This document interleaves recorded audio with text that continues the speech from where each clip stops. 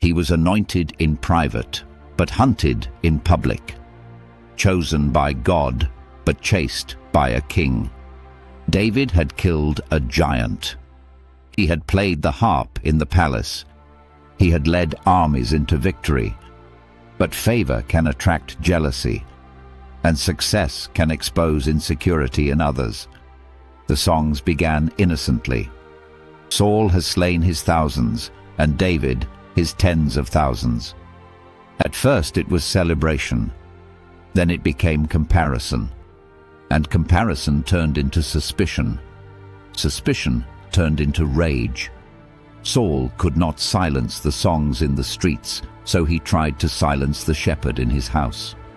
One evening, while David played the harp to calm the king's troubled mind, a spear flew across the room. It wasn't an accident. It was intentional. David moved just in time. The spear struck the wall behind him. The same palace that once felt like opportunity now felt like a trap. David understood something in that moment. When God elevates you, not everyone will celebrate you. And sometimes the greatest danger is not from giants in the valley, but from jealousy in the palace. So David ran. He left behind comfort. He left behind recognition. He left behind safety. The future king became a fugitive. The hero of Israel became a hunted man. He fled into the wilderness, into rocky hills and dry deserts, into caves carved by wind and time. There were no royal robes there, no musicians, no applause, only dust, only silence, only the sound of his own breathing at night. Have you ever known what it feels like to be anointed for something but not yet living in it? To know you are called but stuck in between promise and fulfillment? That is where David lived. In between. He sought refuge in a cave called Adullam. A cave, not a castle. A hiding place, not a throne room. And there, something unexpected began to happen. Men started arriving. Not noblemen, not decorated soldiers, not wealthy supporters. Scripture says they were in distress, in debt, discontented. They were frustrated with life, burdened by failure, overlooked by society. Men who didn't fit in anywhere else found their way to David. Broken men came to a hunted man, and instead of pushing them away, David welcomed them. About 400 men gathered around him. 400 stories, 400 struggles, 400 complicated pasts. Imagine it. A fugitive leading the frustrated. A man without a throne leading men without direction. This was not the army of a king. This was the beginning of something raw, unpolished, and deeply human. Leadership is easy when you have power. It is different when all you have is character. David did not inherit these men. He built them. He trained them in the wilderness. He taught them discipline. He taught them strategy. He taught them how to fight, not just with weapons, but with unity. He had once faced a lion alone. He had once faced a giant alone.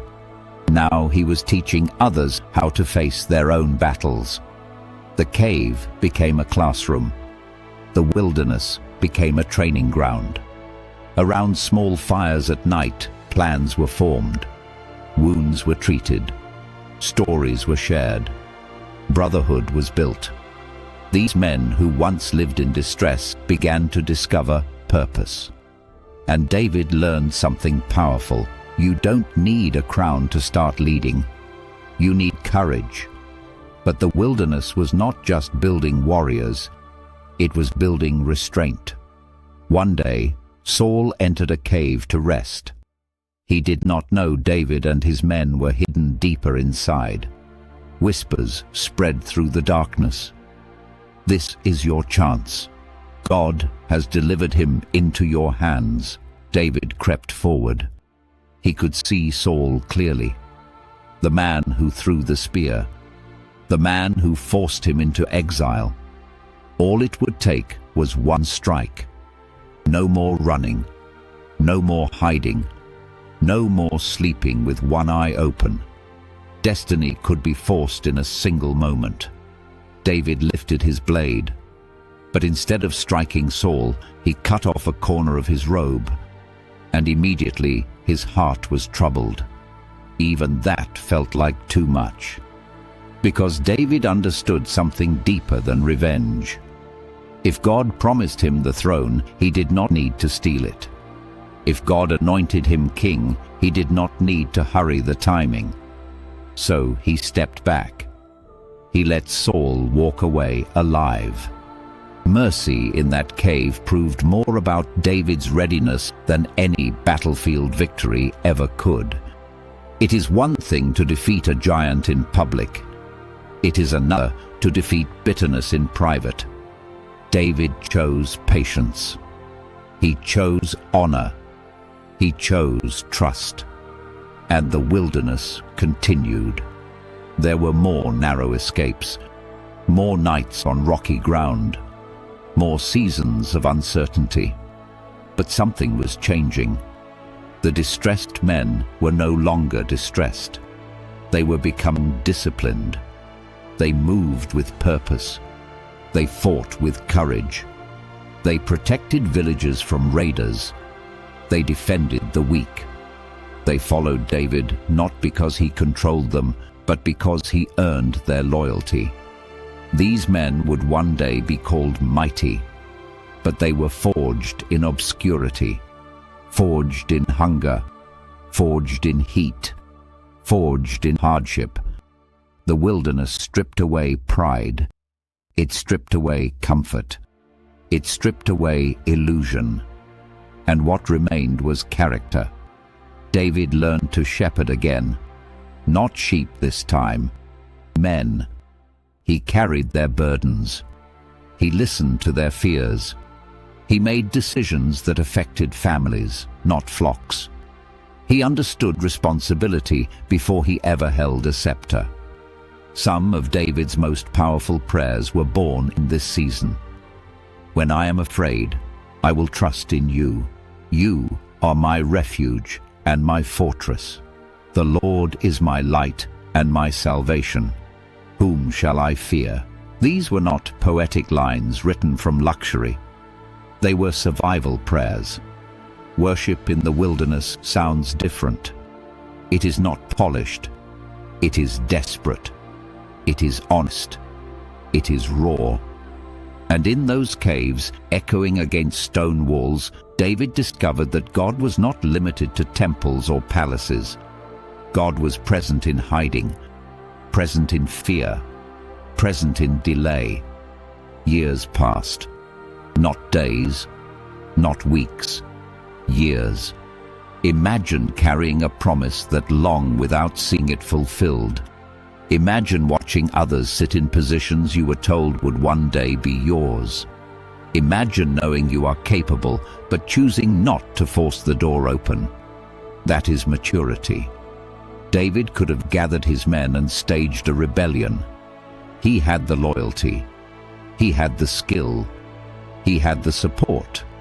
But he did not have permission, and that mattered more. So he waited, and waiting shaped him. The wilderness was not punishment. It was preparation. Every uncomfortable night was building endurance. Every narrow escape was building wisdom. Every moment of restraint was building integrity. The crown was coming. But without the wilderness, the crown would have crushed him. The cave was not the end of his story. It was the foundation. If you looked at David during those years, you might have thought he was losing, running, hiding, surviving. But heaven saw something different. Heaven saw formation. Heaven saw refinement. Heaven saw a king being built from the inside out. Because true leadership is not proven when everything is stable. It is proven when everything is uncertain. Before the palace, there was pressure. Before the throne, there was testing. Before the applause, there was isolation. And in that isolation, David became more than a warrior. He became steady. He became patient. He became compassionate. He became unshakable. The men who once arrived in debt now stood in discipline. The men who once carried frustration now carried loyalty. The cave that once symbolized hiding became a symbol of transformation. And when the time finally came, when Saul's reign ended and the path to the throne opened, David stepped into kingship not as a reckless fighter, but as a refined leader. He knew what it meant to suffer. He knew what it meant to wait. He knew what it meant to lead broken people because he had once been surrounded by them. The wilderness did not weaken him. It deepened him.